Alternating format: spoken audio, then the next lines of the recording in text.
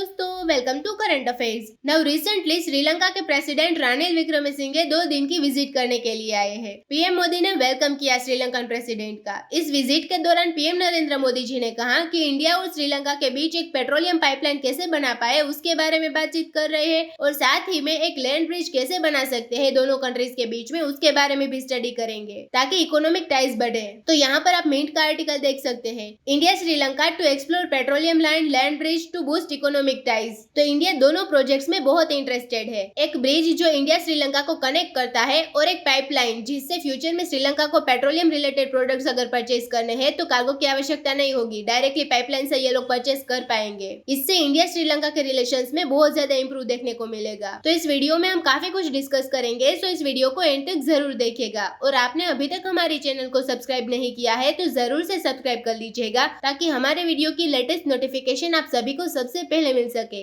नितिन गडकरी साहब ने 2015 में एक प्रपोजल रखा कि इंडिया श्रीलंका के बीच एक ब्रिज बना दे। इन्होंने सोचा कि एशियन डेवलपमेंट बैंक इसको फाइनेंस कर देगा, दोनों कंट्रीज लोन की पेमेंट मिलकर करती रहेगी और दोनों के बीच ट्रेड बढ़ेगा, टूरिज्म बढ़ेगा, दोनों के लिए ये बहुत ही अच्छा प्रोजेक्ट होगा। इस आइडिया को लेकर नितिन गडकरी जी बहुत एक्साइटेड थे, लेकिन श्रीलंका में उस वक्त के जो रोड ट्रांसपोर्ट मिनिस्टर थे लक्ष्मण किरियला, इन्होंने ये आइडिया रिजेक्ट कर दिया। उन्होंने मना कर दिया कि कभी भी हम ऐसा ब्रिज इंडिया के साथ नहीं बनाना चाहेंगे, क्योंकि उस वक्त रीजन ये था कि चाइना का इन्फ्लुएंस श्रीलंका में इतना ज्यादा था कि चाइना के एक मैसेज पर श्रीलंका ने इंडिया का प्रपोजल रिजेक्ट कर दिया। चाइना इतना दूर बैठकर यहाँ पर इंडियन ओशन में इंडिया का जो नेबर कंट्री है श्रीलंका, उनकी पॉलिसी कंट्रोल कर सकता है। तो तब से लेकर हमने 8 साल में ये जियोपॉलिटिकल सफर किया है। जो श्रीलंका एक टाइम पे इस प्रोजेक्ट को रिजेक्ट कर रहा था कि कभी हम इसे एक्सेप्ट करना नहीं चाहेंगे, अब श्रीलंका एग्री हो गया है इंडिया के साथ इस प्रोजेक्ट को लेकर कि ये प्रोजेक्ट हमारे लिए भी बहुत इंपॉर्टेंट है। तो अब फाइनली पॉसिबिलिटी है कि पार्क स्ट्रेट ब्रिज बन जाएगा, तो इससे इंडिया को बहुत ज्यादा बेनिफिट मिलेगा। नाउ पार्क स्ट्रेट ब्रिज ये नाम अभी ऑफिशियली यूज कर रहे हैं। ये ब्रिज बन जाएगा तब हो सकता है कि कोई दूसरा नाम रख दिया जाए। इंडिया और श्रीलंका के बीच में जो स्ट्रेट है इसको कहा जाता है पार्क स्ट्रेट, तो इसलिए अभी इसको कहा जा रहा है पार्क स्ट्रेट ब्रिज। ये ब्रिज बन जाएगा तो इंडिया और श्रीलंका के बीच में जो ट्रांसपोर्टेशन कॉस्ट है ये 50% गिरने वाली है, जिससे दोनों कंट्रीज का ट्रेड बहुत ज्यादा बढ़ जाएगा। हाल में जो इंडिया श्रीलंका का ट्रेड है ये काफी इंप्रेसिव है। दोनों कंट्रीज का ट्रेड $5.5 बिलियन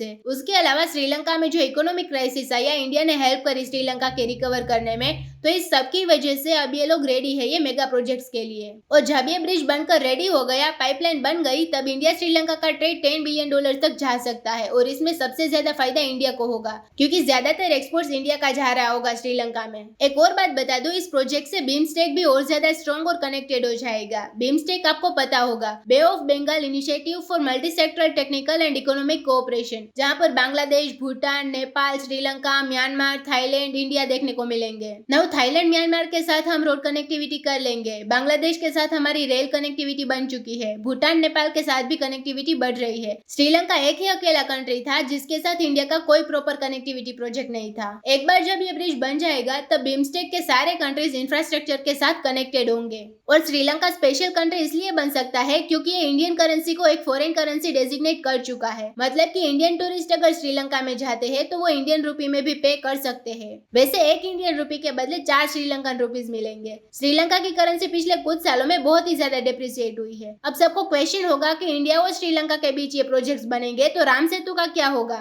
हिंदू रिलीजन में तो राम सेतु की बहुत ज्यादा इंपोर्टेंस है। आज से कई साल पहले जब एक प्रपोजल दिया गया कि सेतु समुद्र प्रोजेक्ट बनाया जाएगा, और इसमें आइडिया ऐसा दिया गया कि मान लो अगर एक शिप है उसको अरेबियन सी से बे ऑफ बंगाल पहुंचना है तो वो करंट रूट से इस तरीके से जाती है, क्योंकि यहाँ से जो सीधा जाएगी तो राम सेतु बीच में आएगा तो वो बे ऑफ बंगाल में डायरेक्टली एंटर नहीं कर सकती, तो जो करंट रूट से ज्यादा टाइम लगता है पहुंचने में। तो एक प्रपोजल ये दिया गया आज से कई साल पहले कि राम सेतु को तोड़कर एक कैनाल बना लेंगे हम, जिससे शिप को अरेबियन सी से बे ऑफ बंगाल पहुंचने में ज्यादा टाइम नहीं लगेगा। ना इंडिया में कई हिंदूज ने प्रोटेस्ट किया इस डिसीजन को लेकर। इन्होंने ये कहा कि इंडियन हिस्ट्री में, हिंदू रिलीजन में राम सेतु बहुत ही इंपॉर्टेंट है, तो राम सेतु को तोड़ना नहीं चाहिए। तो अगर हम ये प्रॉपर लैंड ब्रिज बना देते हैं, पाइपलाइन बना देते हैं इंडिया श्रीलंका के बीच में, तो इससे राम सेतु की सेफ्टी और ज्यादा इंश्योर हो जाएगी। फिर फ्यूचर में कोई भी प्रोजेक्ट बने तो राम सेतु को डिस्ट्रॉय नहीं किया जाएगा। तो आने वाले कुछ महीनों में न्यूज आएगी कि पाइपलाइन कैसे बनाए, कितनी कॉस्ट आएगी इसको बनाने में, ब्रिज बनाने में कितनी कॉस्ट आएगी।